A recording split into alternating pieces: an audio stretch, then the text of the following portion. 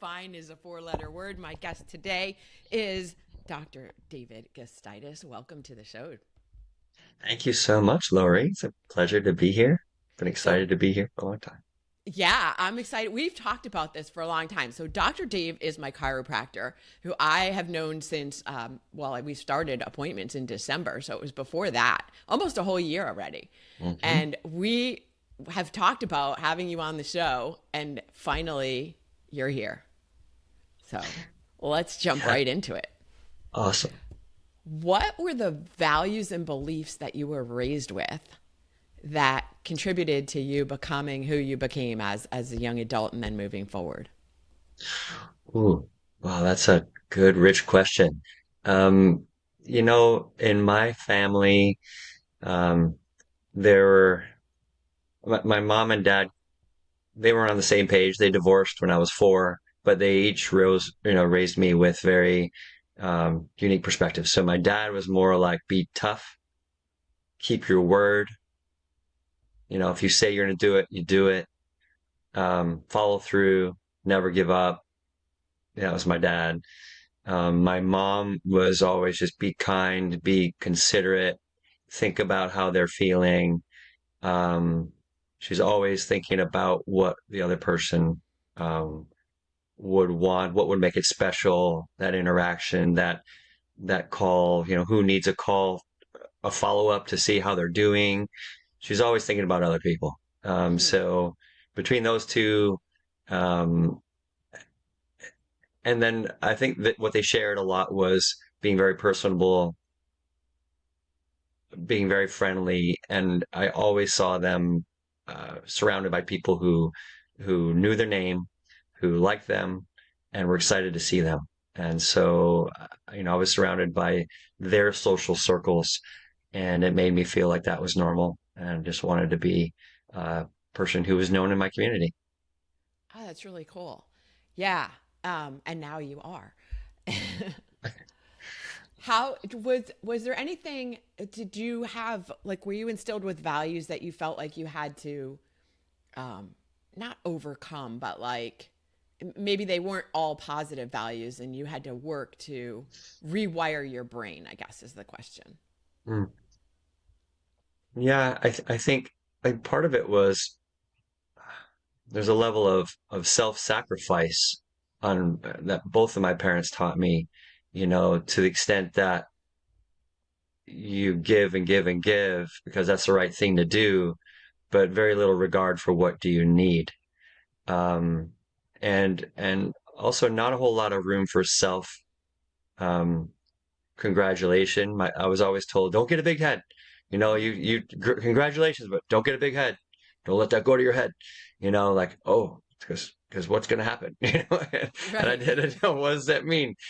So like, don't I get to celebrate that I just did something great? And I was always excited, and I was always I am an enthusiast by the Enneagram, you know, profile, right? The personality profile. And so I'm always excited and celebrating and like, yeah, and they're like, hey, keep it down. You don't want to be cocky. Don't be full Mm, of yourself. And I don't really think I was, but I think I just was excited about life and excited about, look what I can do.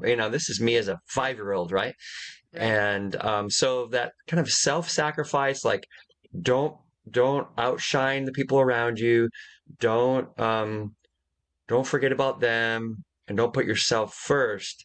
And that's wonderful when you're in a servant role, but long term, in terms of health, Mm-hmm.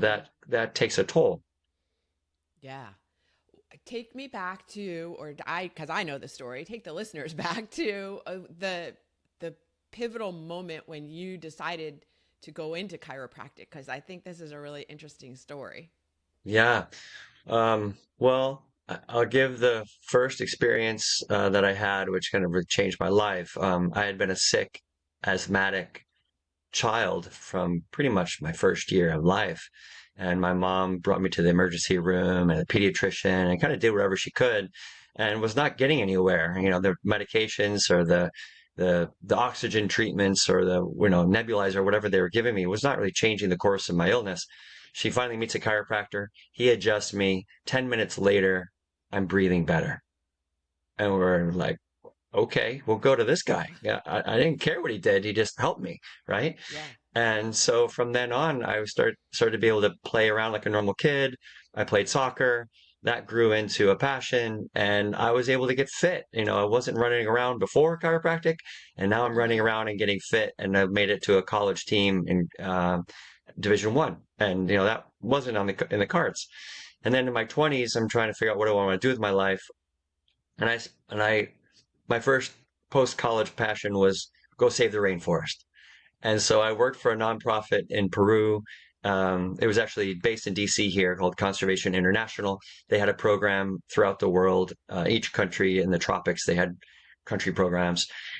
And I spent a year there thinking that's what I wanted to do. But I realized, okay, I'm going to have to depend on a grant making institution for the rest of my life, valuing my work. And I didn't like the idea of being dependent upon somebody else to do what I wanted to do. And I learned that those who have enough money to donate can influence these programs more than I could as a worker on the program, in my opinion, because the money made the program happen. And so I kind of pulled myself away from that and said, okay, well, what really jazzes me up and what really made the biggest impact on my life? And I thought, my chiropractor made the biggest impact on my life. He taught me that my body had a capability of healing from within, that I didn't need something from the outside, that I had the potential to be healthy, that I wasn't like, I am an asthmatic. No, you are a child who has asthma and you're in the condition of asthma. And so he allowed my body to not be in that condition.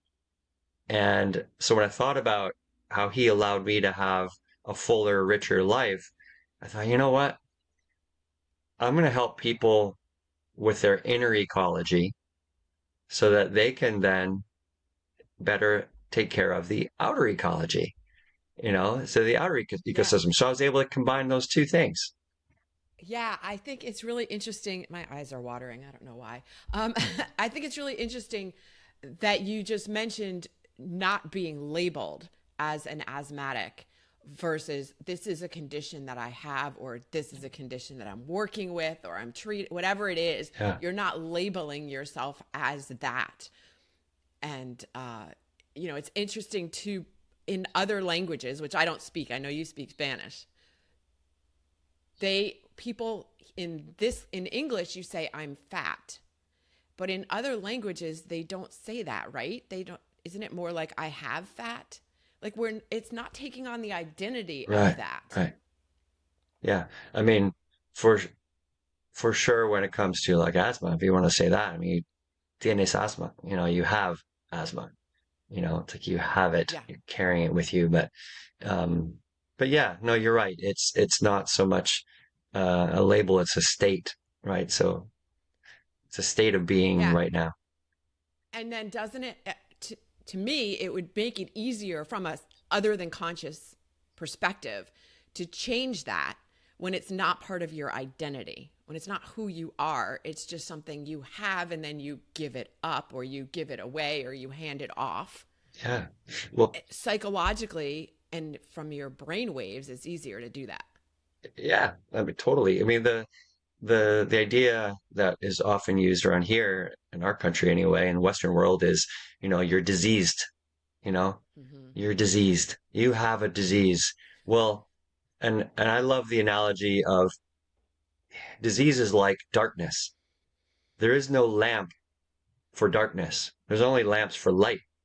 And darkness isn't a thing. You can't add darkness. All you can do is take away the light. And Mm. our body, if you've heard the term entropy, entropy is a state of disorder, right? Mm. So the universe tends towards disorder, but the first thing that it's in is a state of order, right? So there's order in galaxies, there's order in our solar system, order in a planet. You go down to living things, we have order. The more organization there is, the more life there is.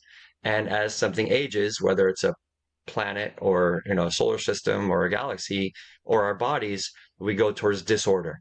But the amount of energy and life that there is within us, the more order there is. So the disorder isn't really the thing, it's a condition. And the more energy we have, the more we can be our true self. And so chiropractic allows the body to better communicate with itself, to organize that order, and to create literally more order within your body by helping your internal energy and communication system to work better. So just like adding more light to the room, you're not taking away the darkness, you're just outshining it. And that's what disease is really like, the lack of order or lack of organization within the body. So it's kind of a cool way of thinking that, yeah, I just need to stop pouring things into my body or exposing myself to environments that suck away my order and my life and my energy, and add things to my life that will give me more energy, more life, more vitality. It's all about going from chaos to calm. Yeah, for sure. Yeah. There's this is a what am I trying to say here? Like correspondence to what you do and what I do. Yeah. Is that staying calm in chaos. And there's some chaos in growth, right? Like the Big Bang. Yes. If you want to stay with that big universal analogy, there's the Big Bang was chaotic, and growth is chaotic, but at the same time, then it leads towards order and, well, ideally, right? Not all of the Yeah. things we try to do, especially as humans, creates order after the chaos, but we seek it. We when we're sitting in a puddle of whatever, we want to clean it up. We want to find, let's Right. organize things again. Yeah, for sure. Growth is messy. Like that's a requirement of growth, but it's not a requirement for it's not required to stay in that mess Right. and to live there all the time. Right. Right. Yeah. Yeah. So you went into chiropractic. You've got, I'm sure, started out with a thriving practice because you just have that magnetic personality and people are attracted to it. And then at some point, everything looked great in your life, but it wasn't because that's why that is obviously why you're on the show. Fine was not fine. Yeah, for sure. What happened? For sure. Yeah. So I'm cruising along, and um, I was married with two kids, and chiropractic practice was going fine. My kids were going fine, but my marriage wasn't going fine.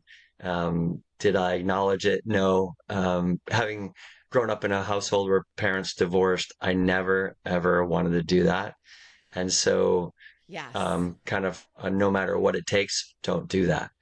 And Same. and so I ignored all the warning signs. All the signs on the road said, "Bridge is out, bridge is out," and I'm just cruising down 55 miles an hour, blasting through all the gates. Just I'm gonna jump I'm this gonna bridge. jump this sucker. Yeah. And so what am I doing? I'm self-medicating with triathlon training. I was doing just sprint triathlon, so not, I don't be too impressed, but just like little, like That's still yeah, impressive. Come well, on. I don't know. I'm in awe of the people who do like the half Ironmans and all that stuff. Like, but You're welcome to celebrate here. hey, I won't say anything about not so celebrating I don't have a getting a big big head head. about it. Let's say that I followed my parents' advice, but certainly say, yeah, I was doing that as a way of, burning off stress, burning off energy, and getting my mind off of things. And little did I know that I had some sensitivity and vulnerabilities in my body. And I went with my daughter for a weekend in Chicago to a dance workshop. It was an all weekend workshop, and we're in Chicago. And my dad, when my parents divorced, my dad moved to Chicago, and I went to see him a few times, many times growing up. And he brought me to this place that had Chicago style Italian beef with these certain kind of French fries and like chocolate shakes, and it's not very chiropractic, natural, healthy food, but stuff like it had Sometimes you gotta yeah, say yeah, whatever. exactly. So I'm with my daughter and like, we got to go there for lunch. We only had like 45 minutes, but come on, it's right around the corner. Let's go from the hotel. We'll go there. So I scarfed down this Italian beef sandwich, which is delicious, and French fries and a chocolate malt. I hadn't had that food in a long time, and my body is probably like, "Whoa, what did you just do?" And I didn't even think about it. We literally ate fast. We had to get back because your afternoon session is starting in like 20 minutes. And we're driving down the road, this short drive, and I'm about to turn left, and I about pass out. And Oh and my like God. I had a white out experience. So people talk about blackout. Well, for me, like everything went white, and I like literally my body just kind of sank back. And then what I remember is I came to, and my heart was pounding on the inside of my chest like a piston, like bam, bam, bam, and that was the moment. And uh, I'm thinking, what just happened? I had no idea, but I just crazy sensation washed over me. I nearly black out, feel this pounding in my chest, and I'm like, what does that mean? I I'd never experienced it before. I had no reference point of what did that mean. My daughter's sitting next to me, jamming out to some music. She's like 11, and she's just like, do do do do do. And I go, and She I didn't go, notice. hold on a second. And I'm trying to turn left here, by the way. It's like it's my turn to turn, Yeah. but I didn't move because ugh, you know. I muster up the courage to keep driving to get over to the parking lot of the hotel. And I just kind of say, I think I'm not going to watch this afternoon. I'm going to go lay down. And it continued to happen a little, like not the same thing, but I started to have these waves of experience of like where, whoa, my heart's racing and then it's calming down again. Something's not right. And then we went to dinner with my brother and his family, and it started happening again, like kind of like this bigger thing, like whoa, I'm about to pass out again. I said, brother, can you take me to the hospital? I think I need to get checked out. So anyway, fast forward 5 hours there in Northwestern Memorial Hospital, downtown Chicago. You're perfectly healthy. Like you're an elite athlete. Look at you. Like you have nothing wrong with you. You can't find anything. That's the good news. I suggest you Mm. follow up with your doctor. Are you sure you're not under stress? Maybe it's stress. You sure it's not in your head? It's all in your head, right? And I'm like, when doctors say that to you, you just want to, you just want to strangle Right. somebody, right? Because you know your body and you know there is Yeah, something. yeah. Growing up with asthma and all that stuff, I was very aware of my body and these things that would normally, Yeah, especially as an yeah, athlete too. things that would normally happen to me that were wrong or not, you know, like, were indicators of something being wrong. That was not one of them, and that was off the radar. And anyway, went forward 6 additional ER visits. 2 of them were roadside ambulance calls because I thought Oh it was wow. the time. Like I thought this was it, and it got because they were getting worse. But no one event, like nothing took me out. I survived them, but everybody kept telling me you're fine. And then I got a reputation at the local hospital for like after the third visit, they're starting to ask me psych questions. And I'm like, buddy, this is not normal body function. I'm sorry that you can't Yeah. find it, but there's something going on here. Somebody's got to find it. So a cardiologist checked me over. He said, again, you have or very high vagal tone, which is an indicator of, athletic fitness and cardiac function, neurological function, and that lowers your heart rate. And he's just like chalking it up to that you're really, really fit. And no. So he wrote up a script, and one of his, yeah, if you want to get your thyroid checked, that might be a good thing to do, maybe. Okay, so I walk out with an option to check that out if I want to. And finally I did. And lo and behold, my antibodies for my thyroid, uh, the carrier hormone, thyroglobulin antibodies. Thyroglobulin is what it's like the bus that carries thyroid around. They were like 592 and they're supposed to be below 30. And I'm like, oh, Oh geez. there's something right there. And it turned out that I have autoimmune thyroid, or called Hashimoto's thyroiditis. Very well regarded or well known now, but very popular, in fact. And that was how I learned about it. And it is, I Hmm. think it is determined that people on average take about 6 years and 4 doctors to get an autoimmune diagnosis. Um, because they're just floundering, finding their way around. And with what I know as a chiropractor, as studying the body, it was still confusing. Right. Yeah. So this is the point, is like you have all of this medical knowledge, you are practicing, and you still didn't know what was wrong. You still had issues, you still had a health issue, and it still took you a long time to figure Yeah. out what it is. And because people, and you were in good health to Yeah. And start with. everybody, all my friends around me were like, I think it's just, you're just having panic attacks. That's all it is. It's just panic attacks. I'm like, Well, yeah, I'm stressed. Totally. I get it. But this is not what stress does to me. I didn't think. right. But you were right. Stress obviously precipitated, and not, if it didn't cause it, it Yeah, for sure. triggered it. And so going back to that conversation about order and disorder, the chronic stress. I mean, when you're in chronic fight or flight, all unnecessary and non-immediate functions of the body are postponed. All energy is diverted away from your digestive tract, your immune system, your prefrontal cortex for focus and concentration, all these things, right? It's all about Right. survive. And all the energy is all taking the living room chairs, the furniture, throw that in the fireplace because everything needs to be burned to keep this fire burning. It's not about sitting around the living room and hanging out and having a chat. So like in the body, all those long-term maintenance and repair functions, they're not done. And so over time, that disorder started to creep into my body, and my immune system started to forget who was me versus who was an invader. And so it started to attack.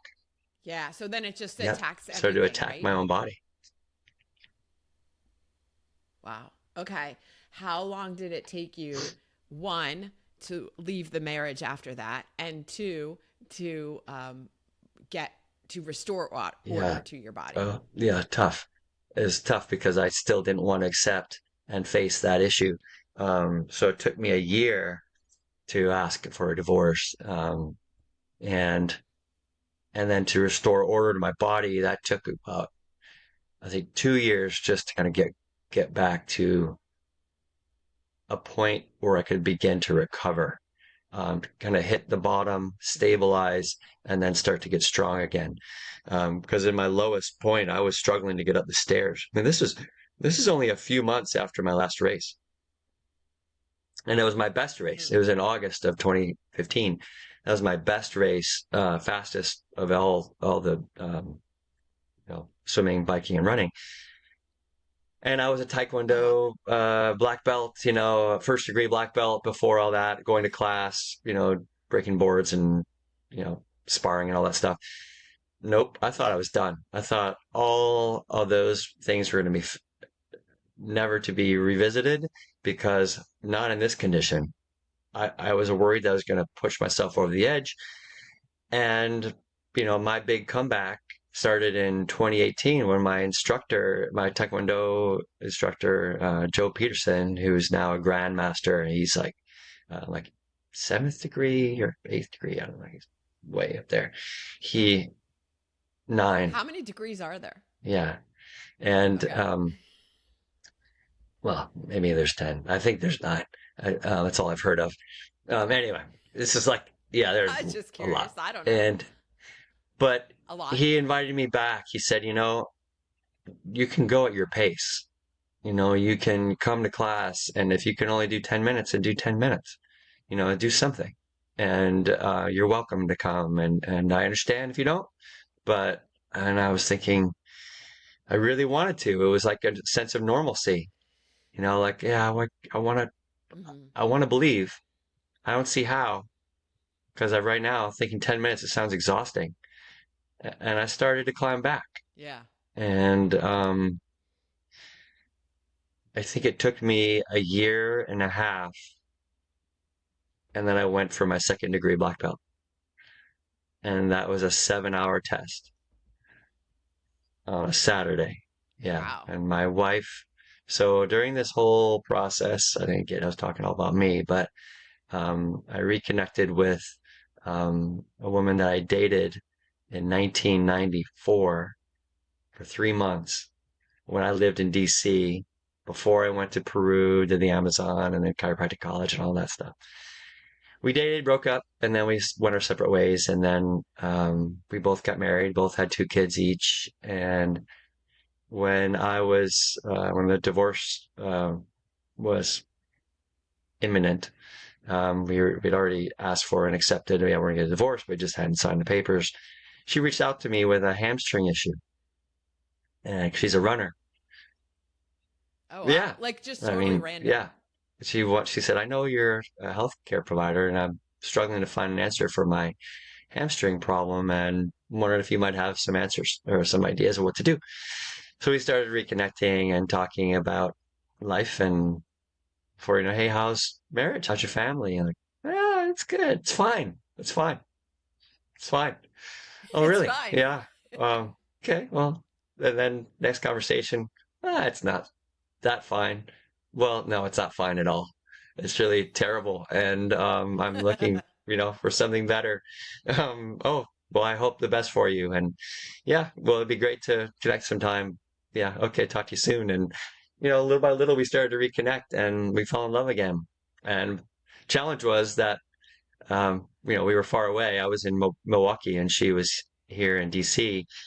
And, but we went forward, we met up again, and yeah, our 3 month prior relationship, was rekindled again, and we got married in 2018, and it was terrific. It's just, I don't know, it just feels right, and there's not trying so hard, Uh-huh. and you know, anyway, keep Yeah. going. Well, you're different people in when you're in your 20s than you Yeah, are when yeah, you're in your 40s. And so you weren't ready for totally, each other, I guess, at that point right. until later. It's always so interesting to me how the universe arranges things. Like it had you touch base sort of in the beginning, then it's like, nope, not time yet. And then brings you back together. Like all of the synchronicities Yeah, are so I fascinating to agree. I me. mean, I consider her my angel because when I was struggling so much, she was there encouraging me and helping me see that I'm going to get through it and recover. And it's just without her, I wouldn't have, you know, I don't know. I don't think it would have taken me a lot longer if I had gotten through all that. But Uh-huh. yeah. Yeah. What were the mental things that you were working through all of these challenges? Because you're talking about physical ailments, but and finding solutions hmm to that. And because I know you're also into personal development stuff, and how did you get into that? Was that always a piece of it, or did you find that more when you were in that really You know, traumatic time? I don't know how you feel about Tony Robbins, but I read his book when I was 16, Unlimited Power, I think it was. Yep, And and I was just that's like, where I wow, I started too. and I think I read Norman Vincent Peale, The Power of Positive Thinking. And when I was exposed to these ideas, it was like, this really changes things. This really, it opened my mind.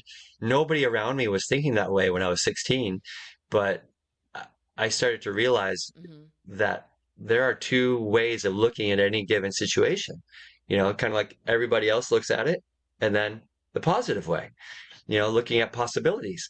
And so Uh-huh. that was all kind of in my head. And I think my dad, I give him some credit for putting those ideas into my head for the first time. And then when I was going through all Uh-huh. this, I think, um, yeah, I didn't have a point of reference for how I could heal. And I think initially what was so hard was I, nobody around me had autoimmunity. Nobody understood it other than a couple of practitioners that I linked up Mm. with. And, and once I found somebody who had gone through their own recovery, then I could truly believe what could happen. And I think about, even as I'm Mm, saying that, I'm realizing I really need to reach out to more people to help them, to be their guide, because I felt so lost initially, because what I was told medically, and and you try to research it on Google, and all you get is, it's a permanent condition, it's not going to change, you need these medications to suppress your immune system, blah blah blah. And it's like there's nothing you can do. It's all, you're 100% victim, deal with it. And yep. I've never been, with my whole asthma journey, I've never been a victim. Like, it's always been fighting my way back.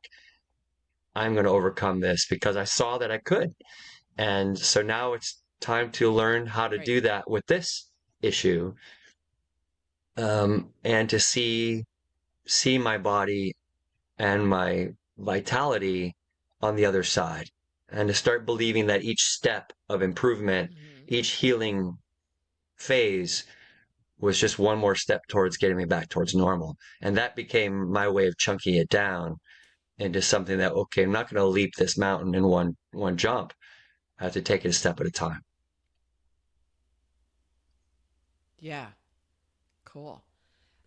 So that came that the personal development. Was there anything else that you used other than um, what you've already talked Hmm. about to help you? Um, I mean, yeah, you taught there's, there's a lot. There's the personal development. There's the all the things.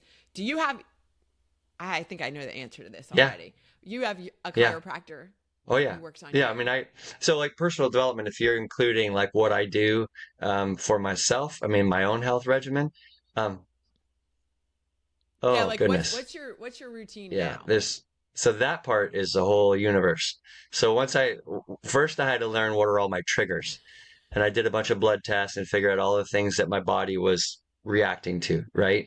So my immune system, in its disorder, it started to pick a fight with all these different things, from all these foods, from turkey to, um, right, Hey, you want a right, piece of this? yeah. It's like so my Irish, Come on, all of Italian, ya. Lithuanian, French, English, whatever, all of them came into this fighter. There It's you go. like, yeah.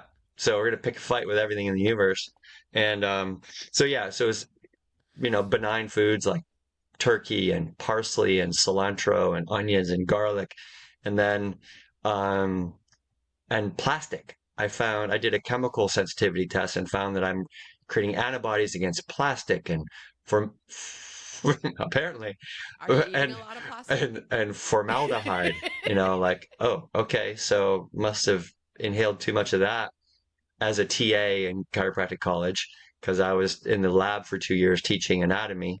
Yeah. Um, so yeah, all these things that I've been exposed to over time, I started to develop a reaction to. So if you get another exposure, it starts that inflammatory cycle again, and you have to calm that down.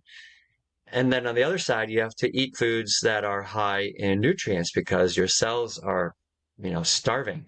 And most people's cells are starving, but when you're trying to recover and get your body to heal, you need to give your body optimal nutrition, whether it's cancer, autoimmunity, heart disease, you name it. And so, like, I have, on average, 3 cups of dark leafy greens every day. I have the rainbow selection. So like 3 cups of different colors. I go and have Mm. broccoli, cauliflower, cruciferous ones every day. And I watch the type of meat that I eat. And I have a whole bunch of supplements, um, that I take to boost antioxidants and all these things. So that regimen is really strict, and I get a swift kick in the backside by my body, if I don't. So it's kind of nice to have a built-in, Hmm. regulator that tells you when you're not doing things right. But yeah, right. Yeah, the Wrong feedback is way. immediate. Turn It's not like around. you eat something, oh, I feel so good after that pizza or that donut, No, it's wham, Yeah. it's oh, yeah, That's good though. I mean, a lot of people.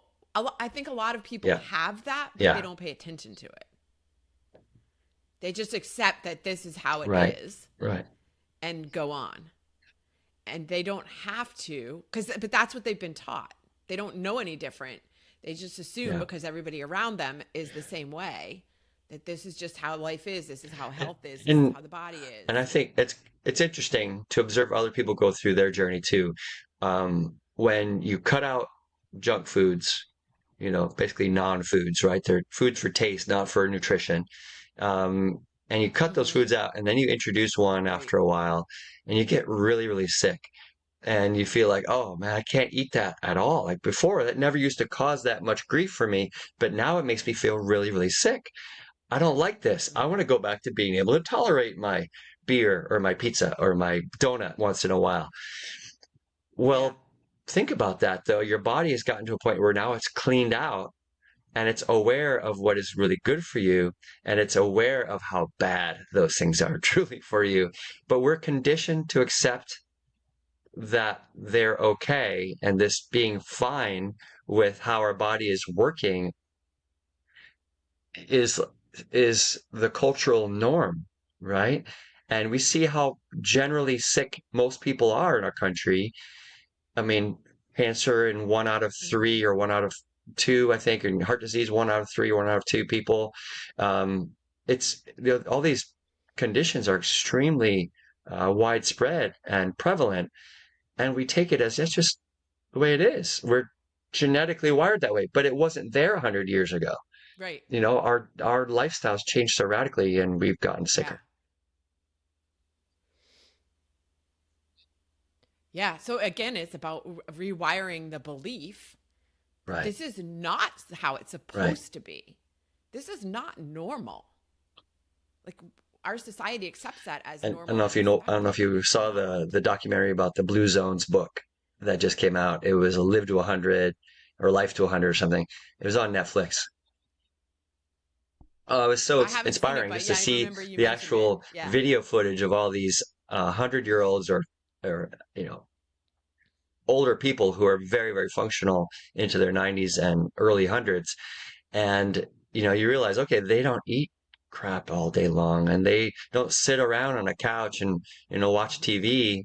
I mean, maybe they watch some, but they don't watch much. So they'll sit around and watch their family together playing a game. That's their TV Yeah. is family time, social time with their loved ones and friends, close Yeah. friends. And to see that they're enjoying their life and not spending their last 10 or 20 years miserable, sick, and inactive, like that to me is the payoff, right? You get to go out in a decent, Right. respectable, functional state. Right, right. Because what's the point of living to old age, whatever that might be for you, Totally. if you're not doing it healthfully? And we could go on for like a whole other conversation around the social interactions that they have and all of that, the blue zone thing, but we won't. Uh, I got Okay. two more questions for you. One, Mm. so you're pretty energetic already. When you need an extra boost My of hype energy, song what's your is hype anything song? from U2, but in particular, I still haven't found what I'm looking for. Live version from the Rattle and Hum album. Yeah. Okay. How Um, many times have you seen them in two, concert? 4 times. Yeah. Okay. It, Awesome. All right, I will put a link to that in the show notes so cool. everybody can rock out to it. And then lastly, if somebody wants to know more about how to continue this conversation with you, maybe they have an autoimmune disease or they have something that is that they haven't figured out, like their body's telling them something and they're getting these same kind of diagnoses as you Yeah. got. Like, I don't know, nobody knows what it is. Or if they just want to continue a conversation about what Probably is easiest possible is with go chiropractic to and my how they. website, and there's a schedule now button there. So you can schedule an appointment with me. You'll see my schedule right there. So it's probably easiest. So it's wholebodyhealthchiropractic.com. Whole, WHOLE, Okay. body health chiropractic. So it's pretty easy. .com. And Yeah. then you'll see my pop-up video and me telling a little story snippet of what I'm all about. and then click the schedule now button. You'll see my availability and you can create an appointment right there. That's probably the easiest way. Or you can find us on social too, Okay. Instagram and or Cool. Facebook. Yeah, Instagram. Yeah. Okay. I will put links to all of that in the Fantastic. show notes as well to make it really easy. Dr. Dave, thanks so much for Thank you, joining Lori. me It's been a today on pleasure. Thanks Finding for Those having me. Four-Letter Word. All right.